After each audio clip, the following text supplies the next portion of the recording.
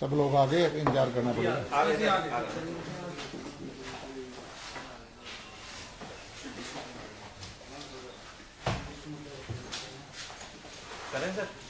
जी, आज का विषय भी किसानों से संबंधित है। कल तक 5वें दौर की मेरे ख्याल में बातचीत हुई है और मुझे पूरी आशा है कि हमारी केंद्र की सरकार कोई न कोई रास्ता निकाल के अन्नदाता के अनुकूल फैसला करेगी। बिंदु वाइज मैं देख रहा था, अखबारें पढ़ता रहता हूँ, टीवी पर आपके देखता हूँ। पिछली 2-3 बार की मीटिंग हुई है, उनमें 5-5 घंटे 6-6 घंटे पॉइंट टू पॉइंट डिस्कशन चलता रहा। और जो समाचार आपके माध्यम से मुझे पता लगे कि कुछ चीज़ें सहमति भी बनी है, कुछ चीज़ें सरकार ने मानी है या मानने का आश्वासन दिया है, और मुझे पूरा भरोसा है कि हमारे प्रधानमंत्री सही मायने में किसानों की हितैषी हैं और किसानों के हक में जितने फैसले उन्होंने किए हैं, चाहे वो फसल बीमा योजना हो, सॉइल हेल्थ कार्ड बनाने हो, फसल बोने से पहले फसलों का भाव निश्चित करना हो, मंडियों में एमएसपी पे खरीद की अच्छी व्यवस्था करनी हो, किसी भी रूप में पिछली सरकारों से अच्छी व्यवस्था की है। और हमारे केंद्रीय मंत्री ने आंकड़े भी दिए हैं कि हमारी 5-6 साल की सरकार ने पिछली 5-6 साल की सरकार से 100 गुना ज़्यादा एमएसपी पे दालें खरीदी, दुगने एमएसपी पे पैसे के दिए गेहूं के लिए, 2.5 गुना धान के लिए, और तरह तरह की योजनाएं किसान हितैषी को लाने थे, जिसमें से एक ये है कि डायरेक्ट ट्रांसफर ऑफ बेनिफिट है, 6,000 रुपये साल के 2-2 हज़ार तक की 3 किस्तों में पैसा डालना, जिसमें बिजाई के टाइम छोटे किसान को खाद का बीज का पैसा मिल जाए, यूरिया पैनी का लेपन करना। और हरियाणा के मुख्यमंत्री ने पानी बचाने के लिए पूरे हरियाणा में 85% या कुछ ब्लॉक में 100% ड्रिप इरिगेशन के लिए सब्सिडी देना। हरियाणा में मंडियों का निर्माण करना, नाबार्ड के सहयोग से 5,000 करोड़ रुपये की लागत से कन्नौर में मंडी बनेगी। एप्पल मंडी बहुत बड़ी 100-150 एकड़ में इंदौर में बनेगी। यहाँ पर फूलों की मंडी बनाने की योजना है, जबकि हमारे विरोधी भाई ये प्रचार करते हैं कि मंडियाँ खत्म करने जा रहे हैं। तो ये मुद्दे अपनी अपनी जगह राजनीति कर रहे हैं लोग, लेकिन हम किसान के बेटे हैं, किसान हितैषी फैसले लेते रहेंगे। अन्नदाता के सहयोग से उसके हित की बात जो भी करनी होगी वो करेंगे। इस सारे उसमें एक विषय निकल के आया है, इसमें आंदोलन की शुरुआत ये सही है कि हमारे पड़ोसी प्रदेश से हुई, ज़्यादा भागीदारी उसी की थी। आजकल हमारे प्रदेश के भी कुछ लोग, कुछ खाब पुराने मुख्यमंत्री, इन लोग के नेता, कुछ इंडिपेंडेंट विधायक आंदोलन को समर्थन दे रहे हैं। और जहां किसान की बात आ जाती है, हर आदमी की भावना किसान से जुड़ी रहती है। हर आदमी कहता है कि मैं किसान के साथ हूं। और यहाँ तक मैं भी कहता हूँ कि मैं पहले किसान हूँ, फिर मंत्री हूँ, मैं भी किसान के साथ हूँ। लेकिन हरियाणा के किसान के लिए इस वक्त सबसे बड़ा कोई मुद्दा है, वो है सिंचाई के लिए पानी का।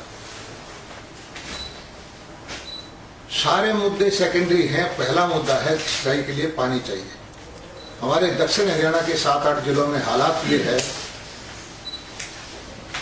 कि पानी नीचे चला गया, कहीं 400 फुट, कहीं 500 फुट, कहीं 800 फुट पानी खत्म हो गया है। मेरे क्षेत्र में जहां से मैं आता हूं, लोहारों में कुछ गांवों में पीने का पानी भी खत्म हो गया है। सिंचाई की तो बहुत ही दिक्कत है, सिंचाई का पानी मिलता भी नहीं है, और पानी ही नहीं होगा तो फसल कैसे होगी, फसल ही नहीं होगी तो भाव कौन हो जाएगा। तो मेरी सब जितने भी इस आंदोलन में हिस्सा लेने वाले लोग हैं, समर्थन करने वाले लोग हैं, डायरेक्ट भागीदारी है, इनडायरेक्ट भागीदारी है, सबसे एक प्रार्थना है छोटी सी, कि इस आंदोलन की जो मांग है उसमें एक लाइन लिखवा दे कि हरियाणा की SYL नहर बननी चाहिए। मांगों के अंदर मांग मानना किसान को हक है। किसानों का सबसे बड़ा मुद्दा, हरियाणा के किसान का सबसे बड़ा मुद्दा पानी है। उस मांग पत्र में जब नेगोशिएशन होती है, आमने सामने किसान नेता और भारत सरकार के अधिकारी या नेता बैठते हैं, तो एक मांग में ये है कि ये भी मुद्दा लिखना चाहिए कि हरियाणा के लिए SYL का नहर का निर्माण होना चाहिए। इतनी सी मेरी बात है। आज का इतना सा मुद्दा है हरियाणा के किसान के लिए, प्रत्येक हरियाणा वासी के लिए, जो 40 साल से लटका मुद्दा है। सुप्रीम कोर्ट से हम जीत चुके हैं। सबसे बड़ा मुद्दा मैं इसको पानी का मुद्दा हरियाणा के लिए मानता हूँ, और हाथ जोड़ के प्रार्थना करता हूँ सब नेताओं से कि आप अपने मांग पत्र में एक ही लाइन लिखवा दें कि हरियाणा के लिए पानी देने के लिए SYL नहर का निर्माण होना चाहिए। धन्यवाद। आपको नहीं लगता है कि SYL का जो मुद्दा है, जब सुप्रीम कोर्ट से हम जीत चुके हैं, तो आपको लगता है राजनीति कहीं ना कहीं इसमें हुई है कि आप निर्माण नहीं करवा पाए अब तक? आज मैं किसी चीज का जवाब देने में सक्षम नहीं हूँ, मैं फैसला करने वाला नहीं हूँ। मेरी प्रार्थना कर सकता हूँ, मुझे भी हक है। जैसे किसान आंदोलन की मांग करते हैं, हुड्डा साहब मांग करते हैं, अभय चौटाला जी मांग करते हैं, खाप पंचायत मांग करते हैं। ये मेरा व्यक्तिगत मांग है कि एक लाइन उस मांग पत्र में जब नेगोशिएशन हो, ये जरूर मुद्दा इस पर डिस्कशन में तो आए।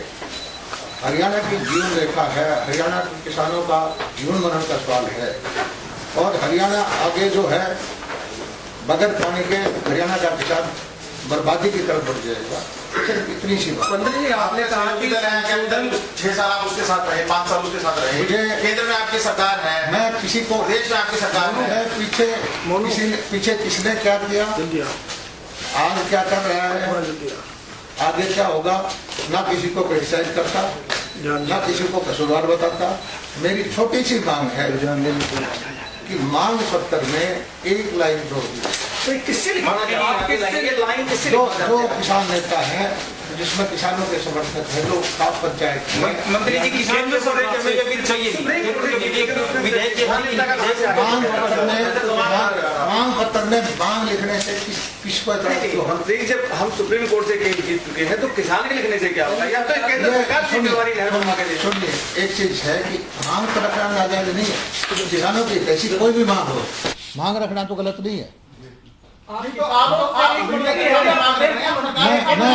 सब नेताओं से मैं कहता हूं कि वो बात की बातें हैं कि कौन क्या बोलता है, कौन हक में बोलता है, कौन खिलाफ बोलता है, किसकी गलती है, वो चीज़ बात की है। सिर्फ एक चीज़ मेरी प्रार्थना है कि इतनी किसान हितैषी आप बातों पे नेगोशिएशन कर रहे हैं।